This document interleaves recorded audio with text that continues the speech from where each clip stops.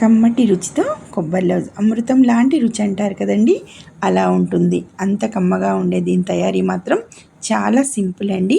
మొదట కొబ్బరిని చిన్న ముక్కలుగా కట్ చేసుకొని ఆ వచ్చిన కొబ్బరిని ఒక కప్పుతోటి కొలుసుకోండి.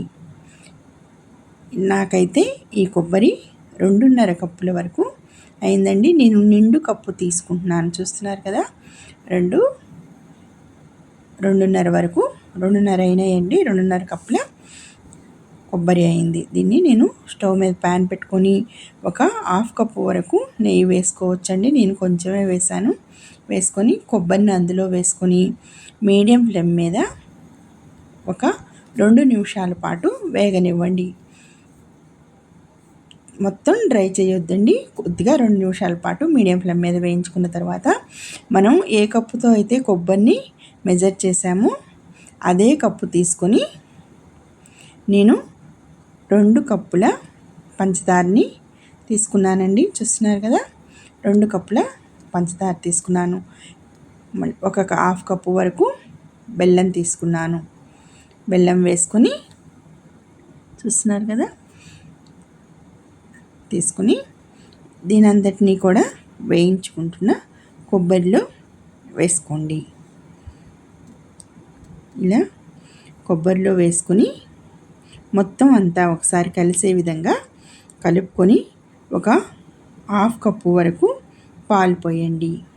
పాలు పోసి మీడియం ఫ్లేమ్ మీద ఉడికించుకోవాలి. ఇది ఇలాచీ పౌడర్ అండి. నేను 1 స్పూన్ ఇలాచీ పౌడర్ని కూడా యాడ్ చేసి ప్లేట్కి నెయ్యి రాసి పక్కన ఉంచుకోండి, ఒక పెద్ద ప్లేట్కి. తర్వాత జీడిపప్పు, కొబ్బరి ముక్కల్ని ఈ విధంగా వేయించి పక్కన ఉంచుకోవాలి. కొబ్బరిని చూడండి, అంచులన్నీ ఈ విధంగా విడిపోతూ ఉన్నాయి కదా. నేను కొద్దిగా పచ్చకర్పూరం వేసానండి. స్మెల్ చాలా బాగుంటుంది, టేస్ట్ కూడా బాగుంటుంది. ఈ విధంగా అంచులు విడిపడే వరకు కొబ్బరిని ఉడికించుకొని, పాకం ఏం అవసరం లేదండి, కానీ ఈ విధంగా వస్తే మనకి బాగా వస్తుంది కొబ్బరి లౌజ్ అనేది.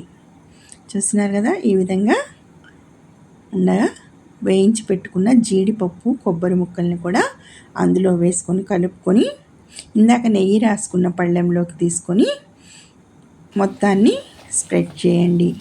ఈ విధంగా త్వరగా చేయాలండి ఇదంతా. చూస్తున్నారు కదా ఎంత ఎమ్మీగా ఉందో. సూపర్ కొబ్బరి లౌజ్ మనకి రెడీ అవుతుంది. లైక్ చేయండి, షేర్ చేయండి, తప్పకుండా సబ్స్క్రైబ్ చేయండి.